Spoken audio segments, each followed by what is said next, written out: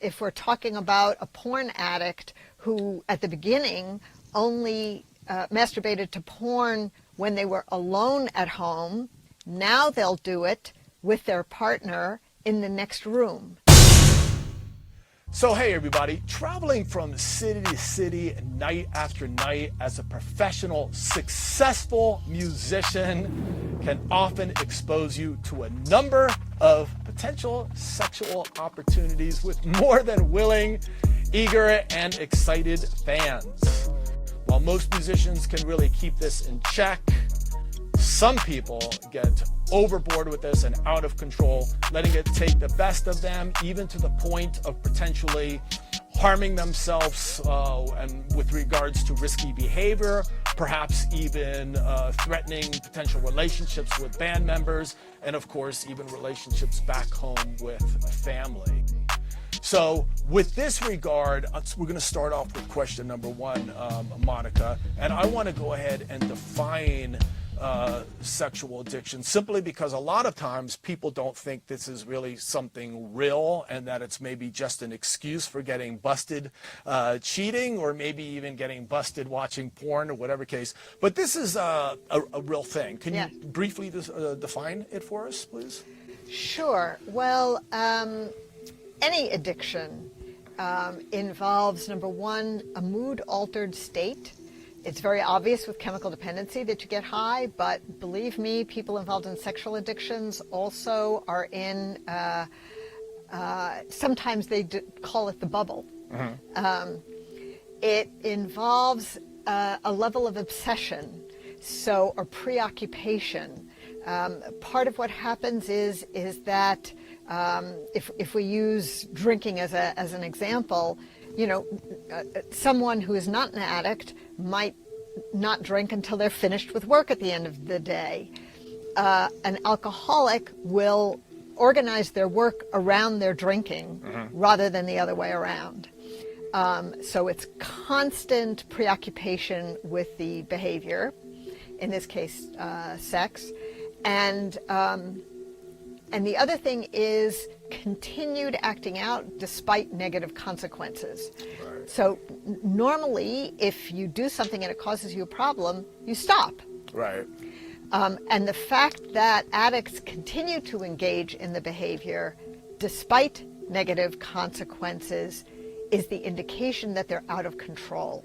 And that's what makes for an addict. I see. So this could really segue nicely now into number two, which is the dangers of this. Of course, I kind of gave you some experiences or personal sort of observations of how I have seen sexual addiction get out of control and some of the consequences. But beyond just like maybe ticking off a band member or not doing your job correctly, or a family or relationship breaking up, there could even be more severe consequences. And where I'm going with this is maybe potentially involving yourself in really risky behavior, maybe contracting serious diseases, doing something stupid that lands you in jail, of course. Can you talk to this a little bit? Because then, of course, there's also the question of overexposure to the point where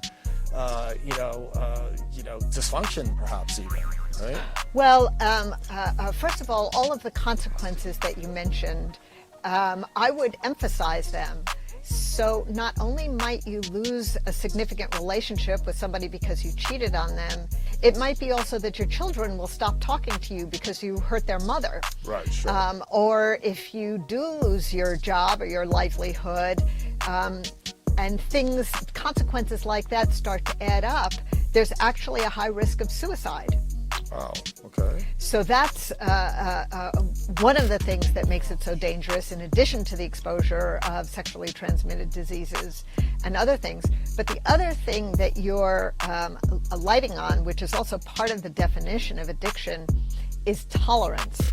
So just like we know with alcohol and drugs, the more you use, the more you need to use in order to get the same effect. Right.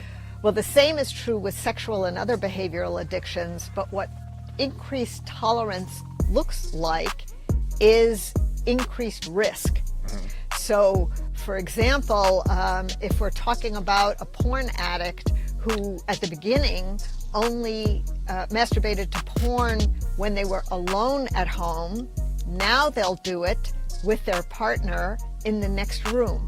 It increases the risk of getting caught. I see. Or having sex in public, or crossing legal boundaries. Right. Again, legal consequences are very, not only are they very serious, but they're also very shame-inducing. Right, sure. You know, there's probably a lot of people out there. I mean, literally, I mean, doing research on this, it's really surprising how a lot of people don't really see, you know, really are aware of this as being a problem. And maybe there's some people out there that are laughing now, right now, going, you know, when is sex too much, you know? But this is really a serious thing, right? Absolutely. Yeah. On the other hand, I will say, not everybody who watches porn or has an affair is a sex addict. Mm-hmm. They have to meet the other criteria that we're talking about of continuing to engage in the behavior despite negative consequences. I see. Okay, that leads us to number 3 now. Let's go ahead and talk really quickly about diagnosis and treatment. You know, doing research again, I saw that there are a number of, you know, self-diagnosis tests online that you can take, a number of sort of websites, kind of like the sort of WebMD of sex, you know, I guess, and directories for therapists. When should they actually, you know, engage maybe in contacting a therapist or using these websites? You know, what are your suggestions about treatment, briefly? Well, I have a few suggestions. One is, if you're questioning whether or not your behavior is addictive, that's always a good time to go talk to somebody. Okay. Because most people who I would put in quotes are normal, or the fact that you're questioning whether you're an addict, it doesn't necessarily mean you are one, but it makes it more likely. Sure. So I would go ahead and talk to a professional at that point. There is a professional organization. As a certified sex addiction therapist, we're certified by an organization, ITAP. It's the International Institute of Trauma and Addiction Professionals. Okay.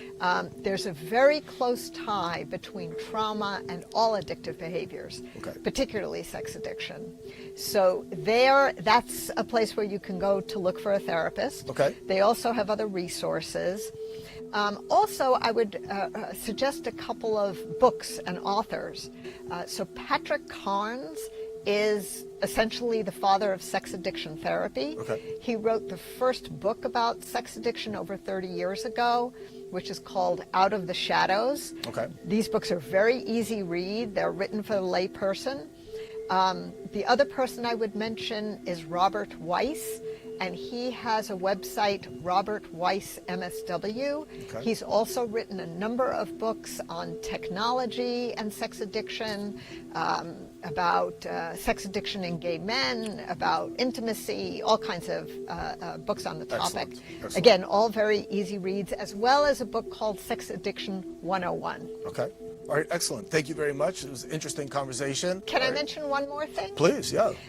Because I don't want to not mention 12-step program. Okay. Because just like Alcoholics Anonymous is really the most effective treatment for stopping drinking, alcoholic behavior, there are a number of sex addiction 12-step programs. Sex Addicts Anonymous, Sex and Love Addicts Anonymous, Sexual Compulsives Anonymous. There are many more, but it is also the preferred method of maintaining sobriety. But treatment is also important. And some people need more intensive treatment. There are rehabs for sexual addiction, and there are also two-week intensives. Take less time out of your work schedule, but are very effective for helping people start on the road to recovery. If you want to learn more about how you can turn your passion for music into a more successful business, be sure to check out this video or the video linked in the description below.